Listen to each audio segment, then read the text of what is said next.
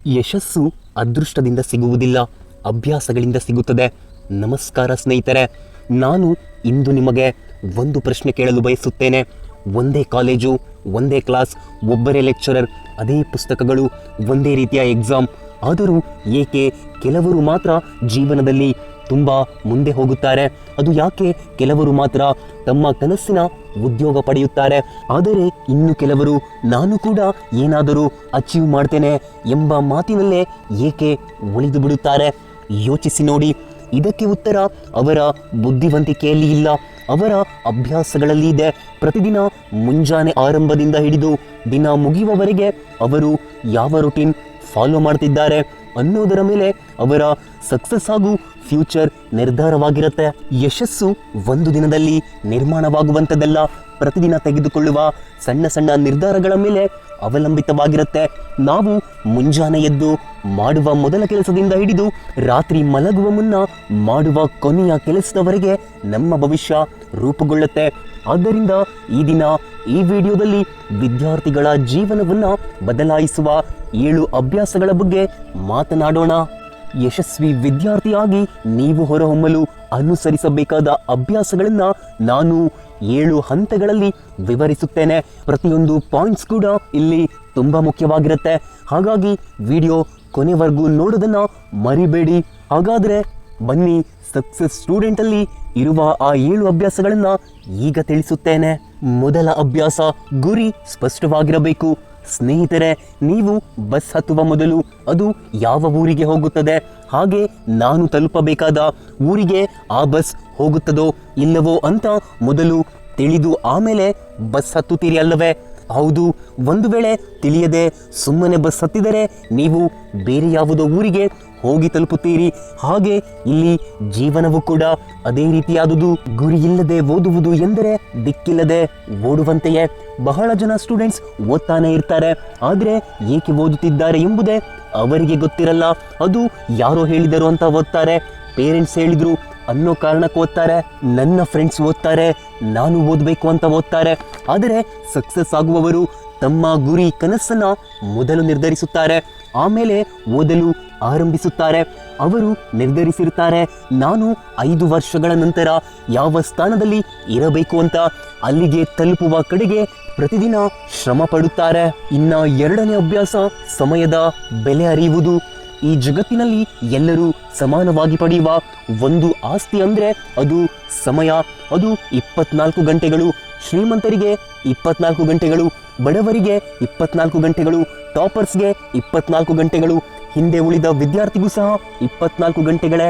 ಆದರೆ ವ್ಯತ್ಯಾಸ ಸಮಯದ್ದಲ್ಲ, ಸಮಯವನ್ನು ಬಳಸುವ ರೀತಿಯದ್ದು. ಒಬ್ಬ ವಿದ್ಯಾರ್ಥಿ 2 ಗಂಟೆ ಮೊಬೈಲ್ನಲ್ಲಿ ರೀಲ್ಸ್ ನೋಡ್ತಾನೆ, ಇನ್ನೊಬ್ಬ ವಿದ್ಯಾರ್ಥಿ ಅದೇ 2 ಗಂಟೆಯಲ್ಲಿ ತನ್ನ ಕನಸಿನಲ್ಲಿ ಒಂದು ಹೆಜ್ಜೆ ಮುಂದೆ ಇಡುತ್ತಾನೆ. ಆದರೆ 1 ವರ್ಷದ ನಂತರ ಇವರಿಬ್ಬರ ಜೀವನ ಒಂದೇ ಆಗಿರುತ್ತದೆಯೇ? ಖಂಡಿತವಾಗಿಯೂ ಇಲ್ಲ. ಸ್ನೇಹಿತರೆ, ನೀವು ಪ್ರತಿದಿನ ಸಮಯವನ್ನ ಹೇಗೆ ಬಳಸುತ್ತೀರೋ ಅದೇ ನಿಮ್ಮ ಭವಿಷ್ಯವನ್ನ ಬರೆಯುತ್ತದೆ. ಇನ್ನು 3ನೇ ಅಭ್ಯಾಸ, ನಿರಂತರತೆ ಅಂದ್ರೆ ಕಂಟಿನ್ಯೂಷನ್. ಯಶಸ್ಸು ಒಂದೇ ಬಾರಿಗೆ ಬರುವುದಿಲ್ಲ, ಅದು ಇಡುವ ಮೊದಲ ಹೆಜ್ಜೆಯಲ್ಲಿಯೇ ಸಿಗುವುದಿಲ್ಲ. ಅದು ಸಾವಿರಾರು ಸಣ್ಣ ಸಣ್ಣ ಹೆಜ್ಜೆಗಳಿಂದ ಲಭಿಸುತ್ತದೆ. ಪ್ರತಿದಿನ 1 ಗಂಟೆ ಗಮನದಿಂದ ಓದುವುದು, ಇದು ವಾರಕ್ಕೆ 1 ದಿನ 10 ಗಂಟೆ ಓದುವುದಕ್ಕಿಂತ ಹೆಚ್ಚು ಪರಿಣಾಮಕಾರಿಯಾಗಿದೆ. ಮರ ಒಂದೇ ದಿನದಲ್ಲಿ ದೊಡ್ಡದಾಗುವುದಿಲ್ಲ, ಪ್ರತಿದಿನವೂ ಸ್ವಲ್ಪ ಸ್ವಲ್ಪ ಬೆಳವಣಿಗೆಯಾಗುತ್ತದೆ. ಅದೇ ರೀತಿ ನಿಮ್ಮ ಜ್ಞಾನವು ಪ್ರತಿದಿನ ಸ್ವಲ್ಪ ಸ್ವಲ್ಪವೇ ಇಮ್ಮಡಿಯಾಗುತ್ತಿರಬೇಕು.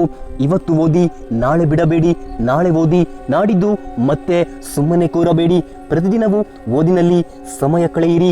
ಈ ನಿರಂತರತೆಯೇ ಸಾಮಾನ್ಯ ವಿದ್ಯಾರ್ಥಿಯನ್ನ ಅಸಾಮಾನ್ಯ ವ್ಯಕ್ತಿಯಾಗಿ ಮಾಡುತ್ತದೆ. ಪ್ರತಿದಿನ ಮಾಡಿದ ಸಣ್ಣ ಪ್ರಯತ್ನಗಳು ಒಂದು ದಿನ ದೊಡ್ಡ ಫಲಿತಾಂಶವಾಗಿ ನಿಮ್ಮ ಮುಂದೆ ನಿಲ್ಲುತ್ತವೆ. ಆದ್ದರಿಂದ ಸ್ನೇಹಿತರೆ, ನೆನಪಿಡಿ, ಮೋಟಿವೇಶನ್ ಅನ್ನೋದು ಕೆಲ ದಿನ ಮಾತ್ರ ಇರುತ್ತೆ, ಆದರೆ ನೀವು ಅಳವಡಿಸಿಕೊಳ್ಳೋ ಒಳ್ಳೆಯ ಅಭ್ಯಾಸಗಳು ಜೀವನ ಪೂರ್ತಿ ನಿಮ್ಮನ್ನು ಮುಂದೆ ಕೊಂಡೊಯ್ಯುತ್ತದೆ. ಇನ್ನು 4ನೇ ಅಭ್ಯಾಸ, ಮೊಬೈಲನ್ನು ನಿಯಂತ್ರಿಸುವುದು. ಇಲ್ಲಿ ಒಂದು ಪ್ರಶ್ನೆ ನಿಮ್ಮನ್ನ ನೀವೇ ಕೇಳಿಕೊಳ್ಳಿ, ಅದು ನೀವು ಮೊಬೈಲ್ ಬಳಸುತ್ತಿದ್ದೀರಾ ಅಥವಾ ಮೊಬೈಲೇ ನಿಮ್ಮನ್ನ ಬಳಸುತ್ತಿದೆಯಾ? ಇಂದು ಲಕ್ಷಾಂತರ ವಿದ್ಯಾರ್ಥಿಗಳ ಕನಸುಗಳನ್ನ ಹಾಳು ಮಾಡುತ್ತಿರುವ ದೊಡ್ಡ ಕಾರಣ ಬುದ್ಧಿವಂತಿಕೆಯ ಕೊರತೆಯಲ್ಲ, ಅದು ಗಮನದ ಕೊರತೆಯಾಗಿದೆ.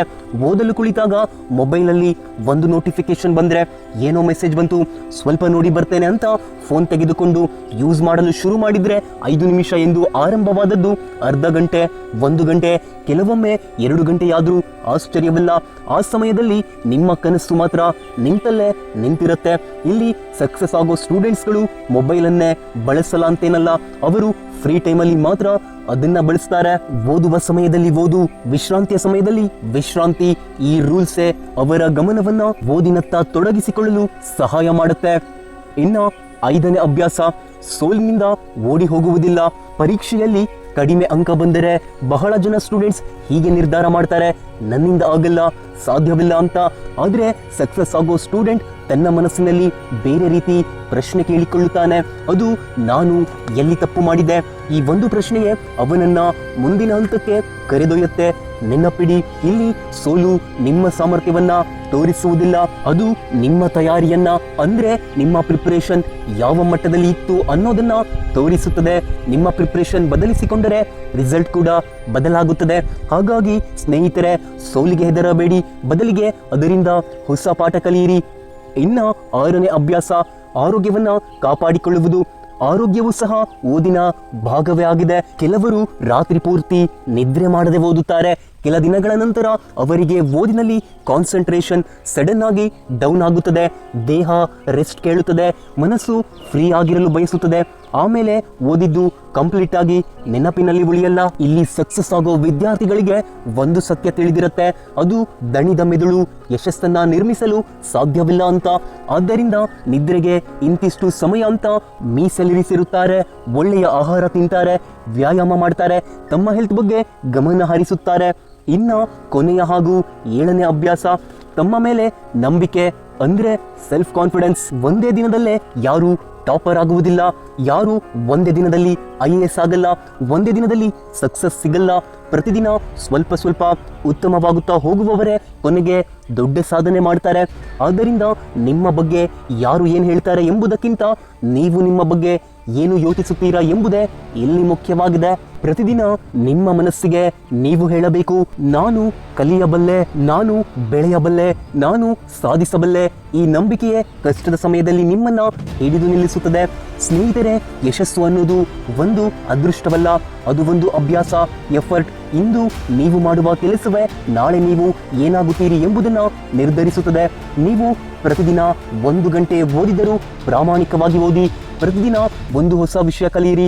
ನಿನ್ನೆಗಿಂತ 1 ಹೆಜ್ಜೆ ಮುಂದಕ್ಕೆ ಇಡಿ. ಅದು ಯಾಕೆಂದರೆ ನಿಧಾನವಾಗಿ ನಡೆಯುವವನು ತನ್ನ ಹೆಜ್ಜೆ ನಿಲ್ಲಿಸದಿದ್ದರೆ ಒಂದು ದಿನ ಗುರಿಯನ್ನ ತಲುಪುತ್ತಾನೆ.